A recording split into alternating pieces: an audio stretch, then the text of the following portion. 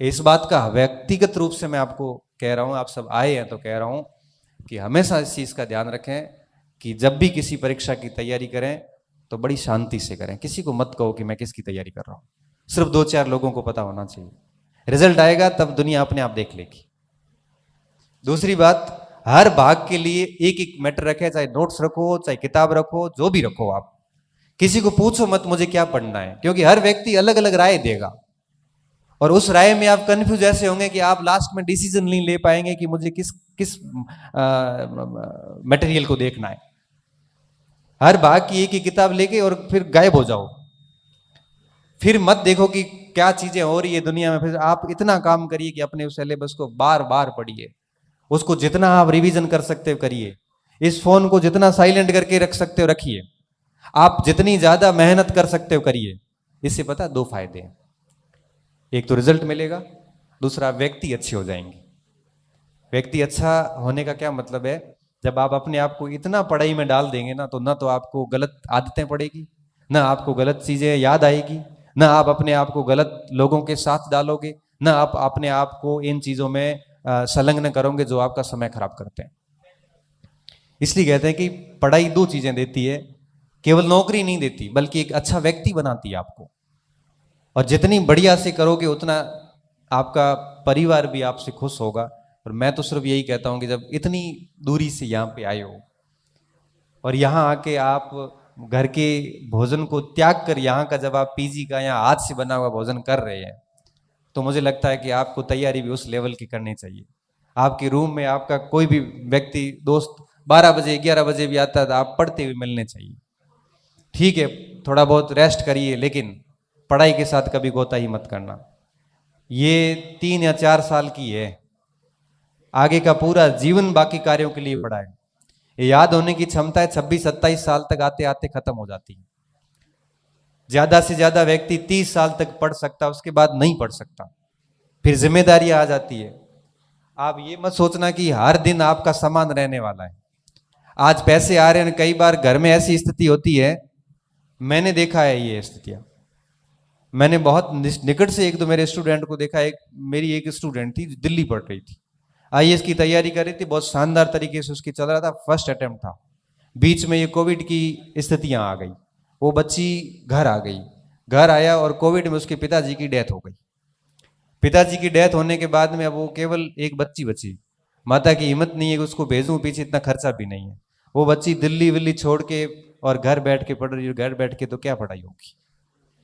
एक मिनट में ऐसी स्थितियां आ गई कि वो छत उजड़ गई, और छत उजड़ते उसकी स्थिति ऐसी आ गई कि उसने कभी सोची भी नहीं थी। इसलिए हमें इस गलतफहमी से बिल्कुल बाहर रहना चाहिए कि जिंदगी में हर दिन कभी समान नहीं आएगा।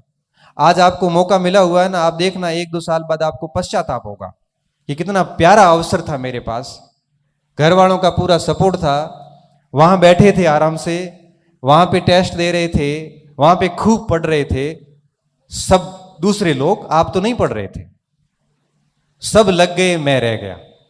और रिग्रेट किसे कहते हैं, मैं हर बार बोलता हूं, आज फिर बोलता हूं कि एक अकस्मात कोई मर जाता तो उसे मौत कहते हैं, और कोई व्यक्ति हर दिन मरता है तो उसे क्या कहते हैं, पश्चाताप कहते हैं। हर दिन उसको एहसास होता है कि काश, और ये जिंदगी में जो काश होते हैं ना, ये जीने नहीं देते।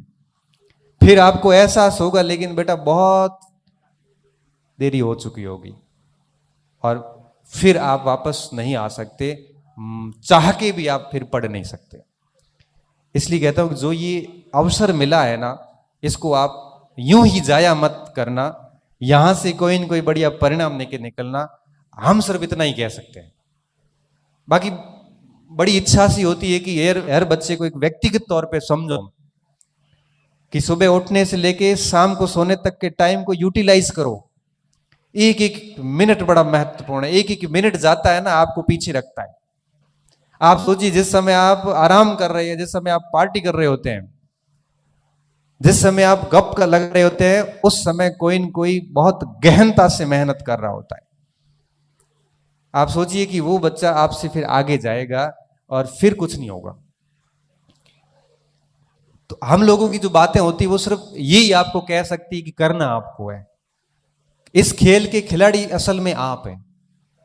हमारे पास में सिर्फ और सिर्फ ये कहे जा सकते हैं कि जैसे आज मैं यहां खड़ा हूं ना, तो ये मैं बना कैसे हूं, और इसके पीछे मैंने कोई विशेष अभ्यास नहीं किया, ना मुझे पता है कि मैं हूं क्या।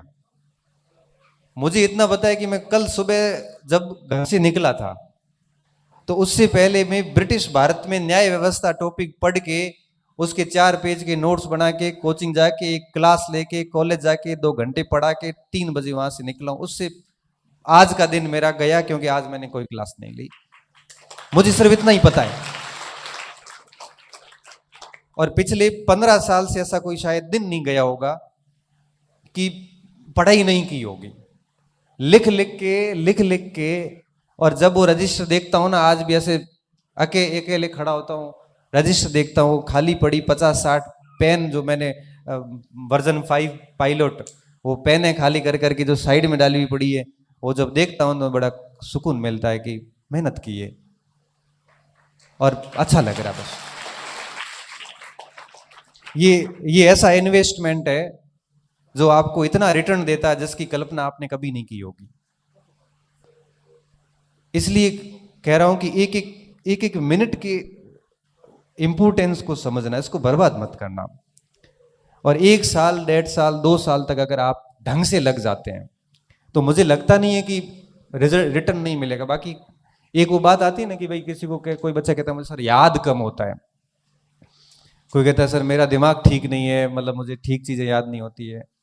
मैं सिर्फ एक ही बात कहता हूं कि ये मस्तिष्क वाली बात जो है ना, ये बहुत ही बड़ा झूठ है।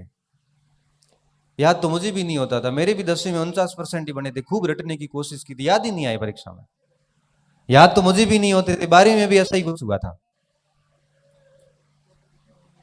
तब मैं कहता हूं कि याद वाली बात गलत है।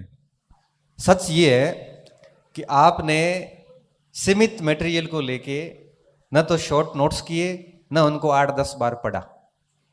अगर ऐसा किसी ने किया तो उसको खूब याद हुआ है। आप अगर सोचते हो कि सोचते सोचते आप ऐसे पढ़ोगे ऐसे, ये पढ़ाई नहीं है बेटा, ये खाली आप पढ़ाई का प्रदर्शन है। इसलिए बहुत बढ़िया पढ़ाई कीजिए। बाकी मैं इतना कहूंगा कि यहां पे आप बैठे हैं तो आपके सामने खूब चुनौतियां आएगी, खूब चुनौतियां आएगी। चुनौतियां ऐसी ऐसी आती हैं कि हम बता भी नहीं पाते कि आपके सामने, क्योंकि हर व्यक्ति के सामने अलग अलग चुनौती होती है। हर व्यक्ति किसी न किसी स्ट्रगल को फेस कर रहा होता है। तब मैं कई बार कहता हूं कि आप किसी भी व्यक्ति का कोई मजाक मत करो, क्योंकि एक नई समस्या से गुजर रहा है वो। हर व्यक्ति का रिस्पेक्ट करिए, क्योंकि कल वो कहां पे जाने वाला है ये आपको पता नहीं है। हर व्यक्ति को सम्मान की दृष्टि से देखिए, आपको नहीं पता है कि वो व्यक्ति क्या है और क्या करने वाला है आगे। और किसी की भी, मैं कई बार मेरी ऑफलाइन क्लासेस में कहता हूं कि किसी की भी मजाक मत करो। क्यों? क्योंकि हर व्यक्ति अलग प्रकार की समस्या से गुजर रहा है और उन शब्दों से वो बहुत परेशान होता है जिसका आंकलन आप लगा नहीं सकते।